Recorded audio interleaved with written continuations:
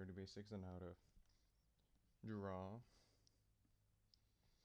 You're probably wondering, like, why do I just need to draw just, a simple headshot? It's just for practice. I'll be going over brushes, types of shading, facial expressions, volume, complementing colors, the good stuff. And for brushes, I personally recommend 3 different types. I like one for clouds. This is just me, just to add something puffy, like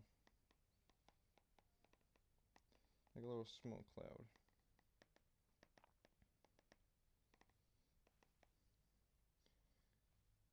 I like this brush because when I go to blur, it adds a really nice cloud shape. You personally don't need to use this. Let me get rid of all this really quick. There's many different types of brushes you can always use. If you're looking for normal clouds, I would recommend these air brushes right here. Otherwise, the best brushes to use are the dip pens. Personally, that's what I like to use. I like to customize mine, so once you go to separate each stroke, this can help you with sketching colors. So you see that right there. I like you to darken your colors, which is why I like to use a lower opacity, so that when I'm sketching, say, draw a little guy, get a little expression.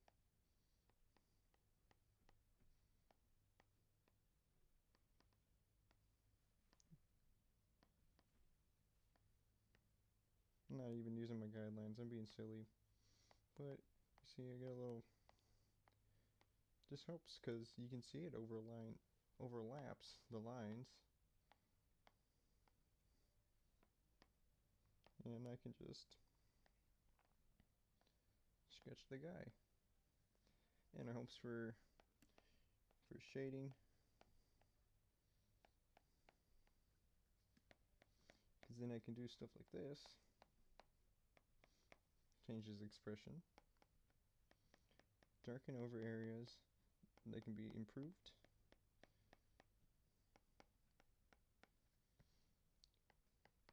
And I can just keep going over things. And why I like the sketch brush is when I change on the opacity, get rid of this guy, we don't need him. Scrow. Go to this. Grab our felt pen. This one, the reason why it's different is because it stays the same opacity. That's what separating each stroke does.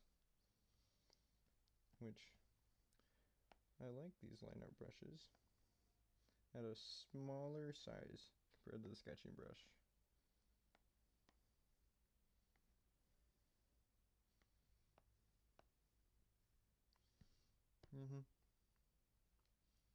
Alright. Another thing. Types of shading. There's different types of shading. There's cross-hatching. I could show you how you can apply this. Say I get a little box here. Let me grab my sketching brush. I need a box, so an easy way to draw a box, draw a square with another square in the back. And connect the lines. Use your eraser and clean it up. And how to apply this type of shading. And this also goes with volume. Volume is how you see it, the contrast. And for cross-hatching, you just lines, nice neat lines. You can go back over them to make them darker, but nice neat lines. The change in speed and spacing, you can also just scribble. You can just cat scratch it if you like. You can also do this, like a ruler.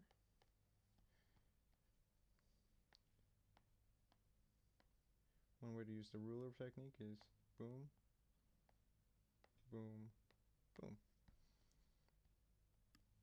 And to show you volume, here we got the square. We got to get the square shape in there. So we got to get the box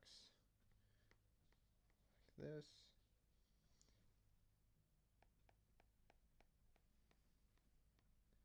My brush size isn't big enough to make small details, but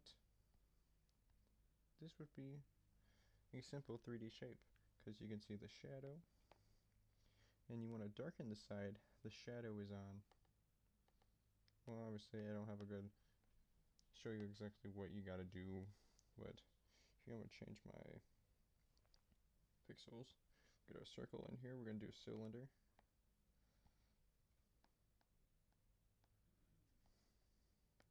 Use an oval shape for a cylinder. Anything that is a cylinder, you want to use an oval shape because circles are hard to come by in the natural world.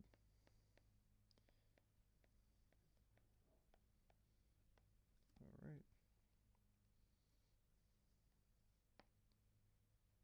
Now you're wondering, how do I know where to shade? Say, give myself a light here. Just in that light bulb, for example. Just have it right here. Say it's hitting like right here. Just the light's just beaming off like in this little area. What you do is, this is normal shading. Just nice strokes along the edge. And then as it hits like right here, you want to keep that area bright. And slowly and gradually just shade.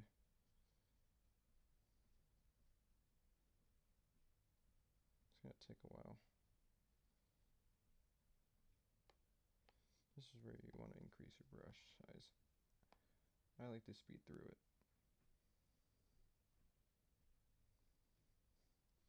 This is going to be a more traditional style of shading where you just can't scratch it.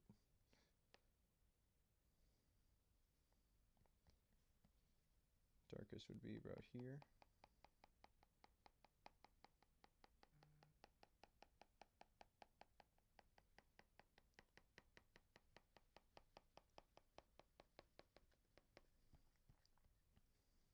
You want to do the darkest first if you're using a brush like this, and then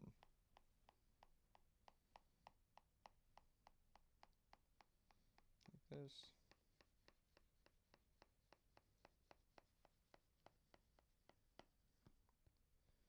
You get a simple shape, and now since it's hitting right here, you want to extend it.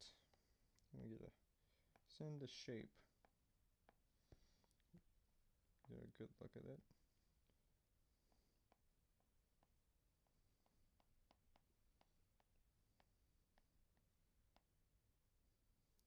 Make it nice and dark.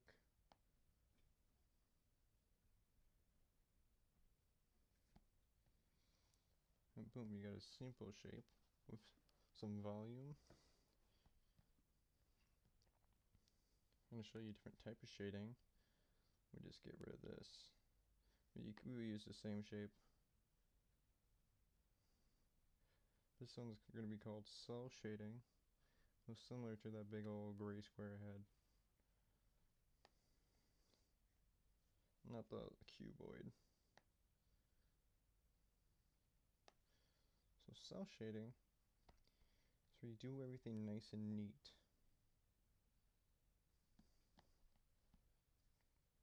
All in like one clean stroke. That's what you mostly see in mangas.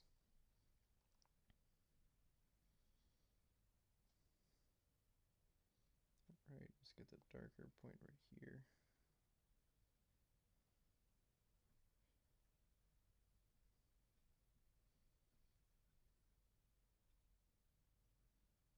Alright, let's do this.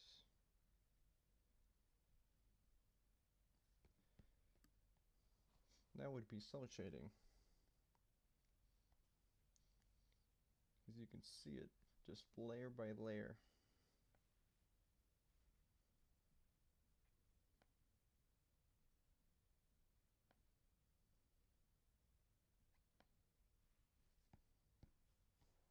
I personally like cell shading. Some people like to blur it. I personally don't.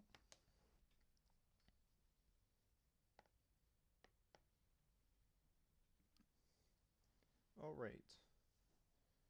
We're gonna get into... Alright, I'm gonna draw something simple. Nothing particular, just... Let me get a little square here. Yeah, that's a square. That is an amazing square. You love this square. Okay.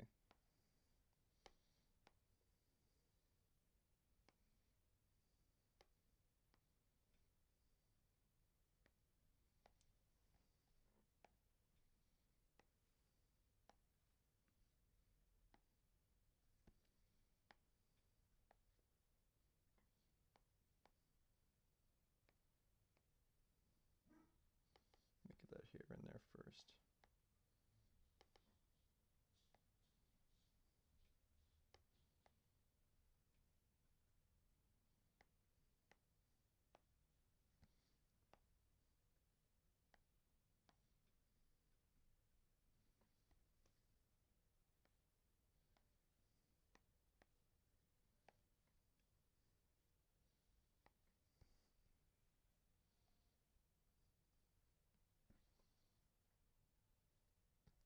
Rubber. I'm going to show you why complementary colors are important in this.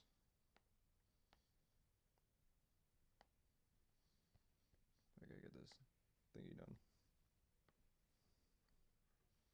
A little basic sketch.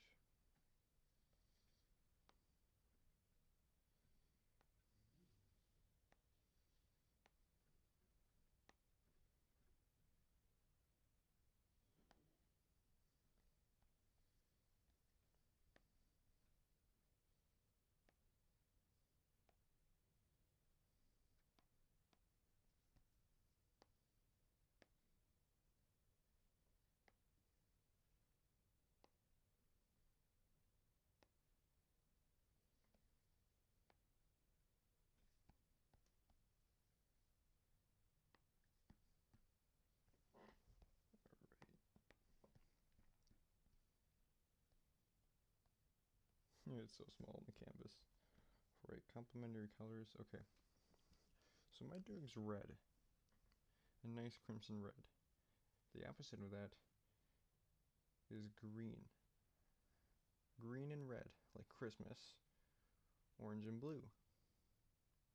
You know? I can get a good example here. Up and running.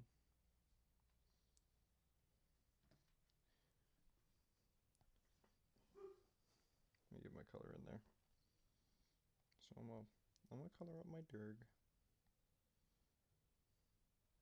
Let me get this gap recognition on. I'm too lazy to color it in.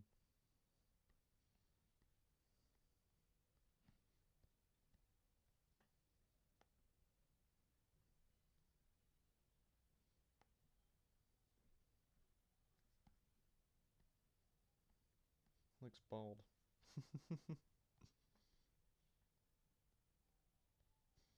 Don't be calling me bald in the comments. Actually, if you made it this far, let me know what your favorite type of soup is. Just your favorite type of soup. Just give me what type of soup you like, you know. I like chicken noodle. Chicken noodle's good. I probably should fill in these lines. Somebody is probably screaming at me, saying, Ashy, if you don't fill in those lines, I'm gonna choke you. Please don't choke me. I gotta make sure this all fill in. Or else the color is gonna be weird. I don't even need this. I can just skedaddle. Alright. Why are complementary colors important? I'll show you here. So we gotta get a green similar to this red. About the same darkness. gonna make it a little darker for it. Greens, any type of green can make reds look darker.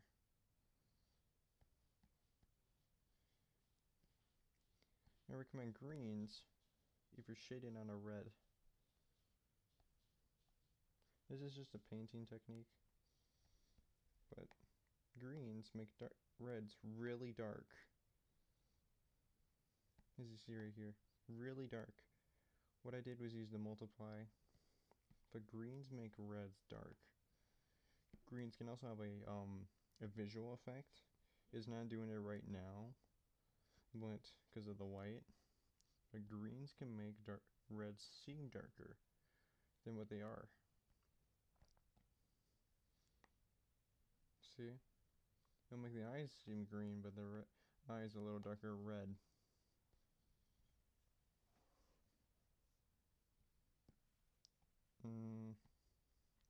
I could show you what uppies. I'll give you some purple. I'll give you some colors to look at. We're gonna grab the red like this. I'm gonna get a circle in there. Nice big circle. Tulu. A red. Let's get an orange. Let's get a blue. Let's get a purple.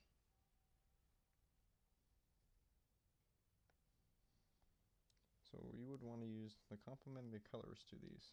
I would recommend looking up a color wheel. The opposite side is its complementary color. As you can see on this little wheel, it's not really accurate. It's not accurate on this wheel. This wheel sucks.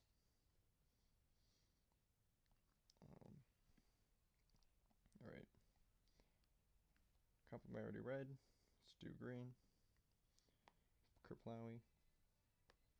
Do not select that color for me. Dang you. See? Makes it darker. Orange is a dark blue.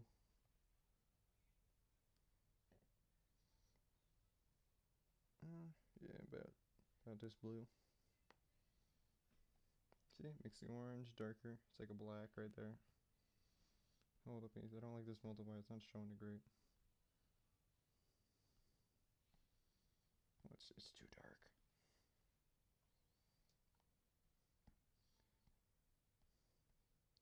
Purple. That's yellow.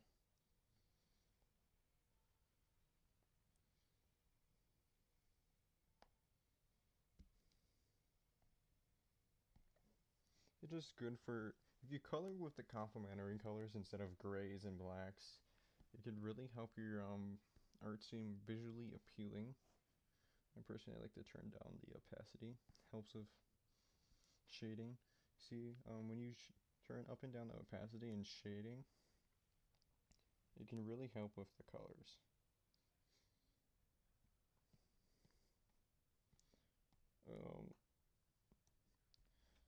Let me see, what else could I go over? I can maybe give a few facial expressions. Let's get rid of you.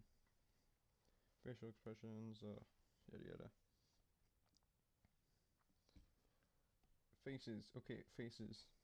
So, I'm just gonna give you some eyes. Eyes to look out, some beautiful eyes. You wanna really get your eyes set in there. So once you have your eyes, think of like a face you want. So, I'm thinking of like an angry blimp, like this. An angry blimp. So what I would do, I would make the eyebrows curve inwards, get a little anger marks there. You want to draw the circles in through the eye. This eye right here represents how big your eyeball should be.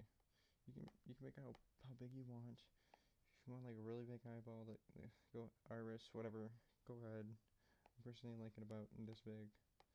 Just my personal preference. this. Let's get a blepper in there.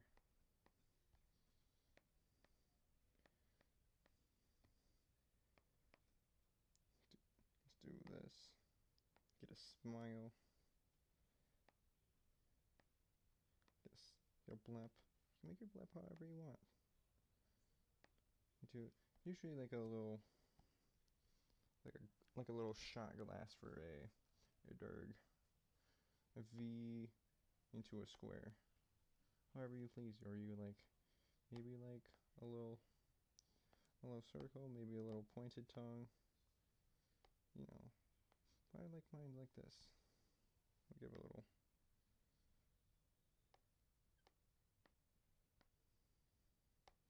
I don't like that one. I like to line it up with the mouth. Maybe give him a little tooth. He looks so intimidating. Make him angry. Just use a guideline for your remember this. You can always use this as like a little eye mark. So there's eyeballs there.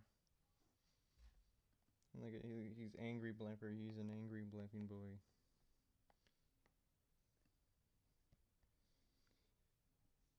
And I'm gonna give him some raised ears.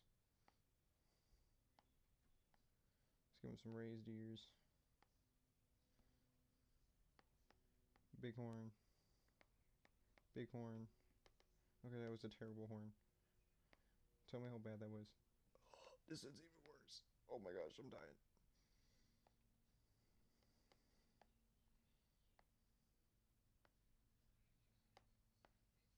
Using a line to help you guide you. Say, lines are amazing if you want to use shapes. Shapes are amazing for anything in art. Like if you're really struggling with something, just grab the basic shape and just plant it there. I like using lines for hair.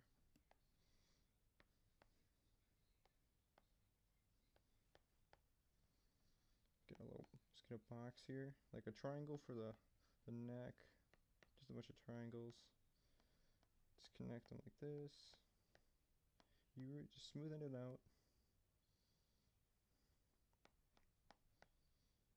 He's got a pretty long neck. I don't know why I think Durgs kind of look like cows. But the you know, box muzzle, it kind of looks like cows. I don't know why.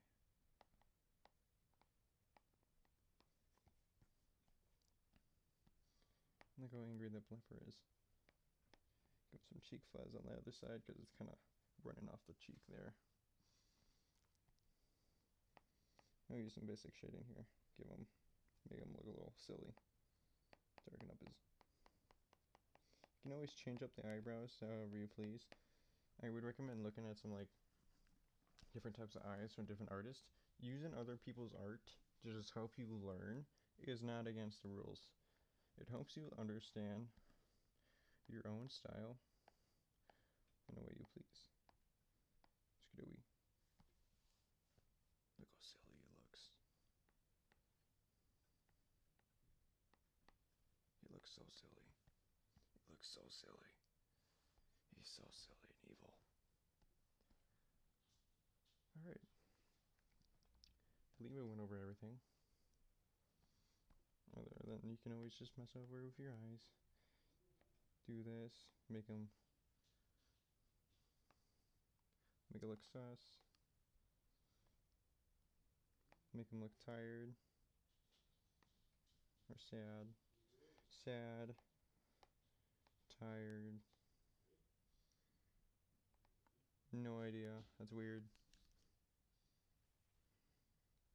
Excited.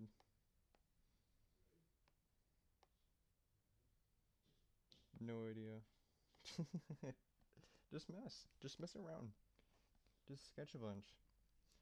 I would recommend after this, just sketch your first donut like a good like 6-7 times. Haha, funny. And just really get the hang of it. Just make a bunch of expressions. I'm gonna make you draw a mad face, a blep, a silly, like he's all happy and stuff. for a challenge, take the shapes thing and try include a arm in there. Try to include an arm or a hand. Just try. Just take a look at your arm, your hand. Just take down the basic shapes of it. I'll start for a challenge. Heck yeah.